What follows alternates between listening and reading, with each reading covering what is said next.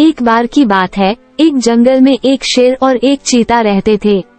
वे दोनों बहुत अच्छे दोस्त थे और एक साथ शिकार करते थे। एक दिन वे एक हिरन को पकड़ने के लिए पीछा कर रहे थे जब वे एक बड़े झाड़ी के पास पहुँचे। वे दोनों ने सोचा कि हिरन झाड़ी के पीछे छिपा होगा, इसलिए वे झाड़ी को फाड़ने लगे। झाड़ी के पीछे एक छोटा सा बच्चा बैठा हुआ था। वह अपने माता पिता के साथ खेल रहा था जब उन्हें शेर और चीता का शोर सुनाई दिया। उन्होंने अपने बच्चे को झाड़ी के पीछे छुपाया और खुद भाग गए। बच्चा डर से कांप रहा था। जब शेर और चीता ने झाड़ी को फाड़ा तो उन्हें बच्चा दिखाई दिया।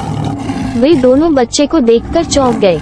वे नहीं जानते थे कि वह कौन है और कहां से आया है। वे बच्चे को खाने के लिए उठाने की सोचते ही बच्चा उनसे बोला, कृपया मुझे मत खाओ, मैं एक मानव हूँ। मेरा नाम राहुल है। मैं अपने माता पिता के साथ यहाँ आया था, लेकिन वे आपसे डर गए और भाग गए। मुझे यहाँ से निकालो और मुझे अपने घर ले जाओ। शेर और चीता ने बच्चे की बात सुनकर हैरानी से एक दूसरे को देखा। वे नहीं समझे कि वे क्या करें।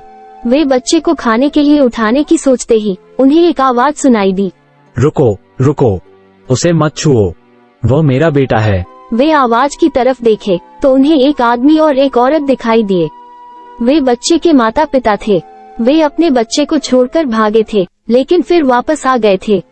वे शेर और चीता से विनती करते हुए बोले, कृपया हमारे बच्चे को छोड़ दो, हम आपको कुछ भी दे देंगे। हम आपसे कोई दुश्मनी नहीं रखते, हम तो बस यहाँ घूमने आए थे। शेर और चीता ने आदमी और औरत की बात सुनकर एक दूसरे को देखा। वे बच्चे को खाने के लिए उठाने की सोचते ही उन्हें एक और आवाज सुनाई दी, अरे ये क्या कर रहे हो? इन्हें छोड़ दो, ये तुम्हारा शिकार नहीं है, ये तो मानव है। वे आवाज की तरफ देखे तो उन्हें एक बूढ़ा हाथी दिखाई दिया। वह उनका गुरु था। वह उन्हें शिकार करना सिखाया था। वह उनसे नाराज होकर बोला, तुम दोनों को शर्म नहीं आती?